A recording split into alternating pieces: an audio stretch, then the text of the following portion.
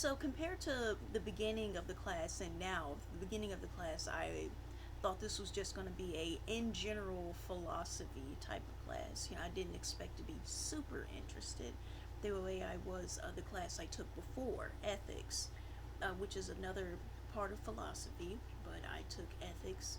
I was expecting this class to be more of a classical history type of class, and I'm not too fond of classical history. So I wasn't actually expecting to like it this much.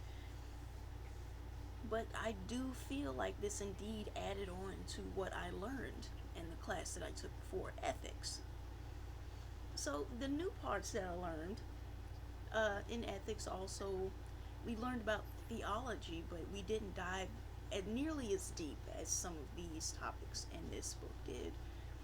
So the theology chapter of the book, the that part that I really enjoyed digging into and looking into was the problem of evil. I've always wondered how that argument would be shaped, what would be the context of it. I already know the general argument of like, oh yeah, well, how come this happens? I've never heard it. I've never seen or read that argument put so neatly and just so thorough with it. Like theodicy, like justifying the idea of like justifying God to humans. uh, the different defenses that people would have for justifying the belief in God, or saying like, hey, there's a belief in God, and then the issues with those arguments or those defenses, and how easily they can be taken apart or criticized, how easily they can be criticized. The soul making defense, that was the defense I never heard before. It's the defense that, you know, courage, mercy, and compassion and persist courage, mercy, compassion, and consistence are isn't possible without evil and suffering to confront. And of course, this is it sounds good at first, but it's actually a very bad argument, because you know, children aren't able to actually confront evil. Children, elderly, and disabled people aren't able to confront evil in the same way that somebody who's, strong willed, not fatigued by life, and, just has more faith is able to confront issues like that. So, the soul making argument, I never heard that before.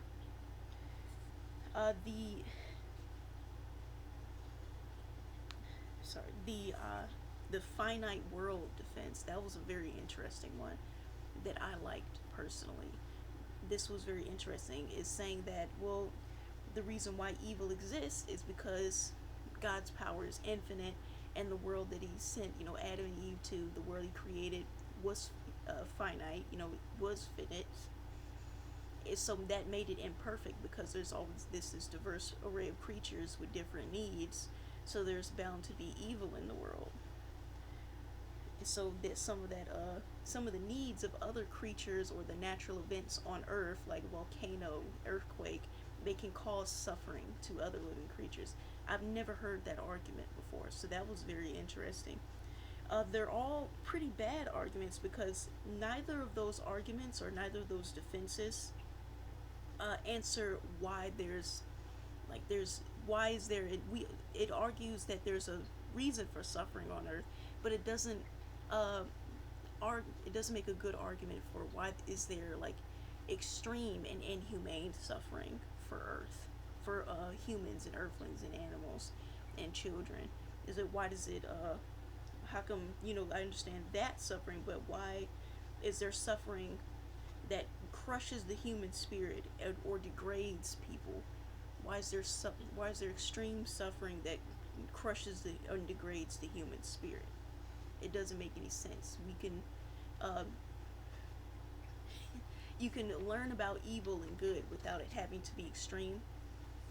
The most the Some of the lessons with the most influence on me, no philosopher in general really had too much influence on me, just more so some of the ideas. The meta ethics, of course, because I like the class. I bring it up a lot because it's the reason why I took philosophy, because I liked it. I liked that one, and I found out that ethics was a part of philosophy. Meta ethics, already had an interest in ethics, so uh, but I feel like meta ethics most directly addresses right and wrong. that I feel like you would face in everyday life, in everyday conversations, in work, in business, in talking to your family, anything. But mostly, the ethics that I enjoyed learning was in chapter 6. It's called morality. um, Main parts of morality was the motive. Why did someone do something? The action. What did they do? What happened? What happened? What did they do based on their beliefs? Why they did it? The results, the consequences of those actions.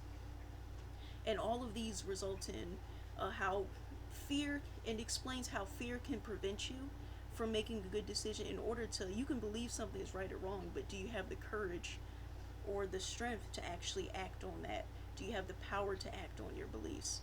So fear can prevent you from acting on what you believe is good.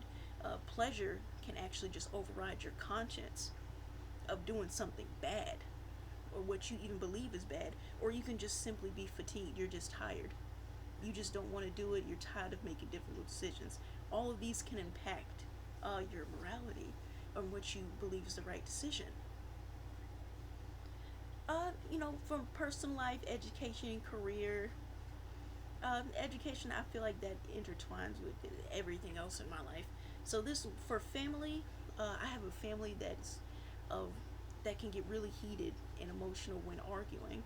So that was always kind of a difficult part for me. But I feel like with this new information, with how to not just pick apart an argument, this class, this version of philosophy that I learned, it showed me how to defend my own thoughts.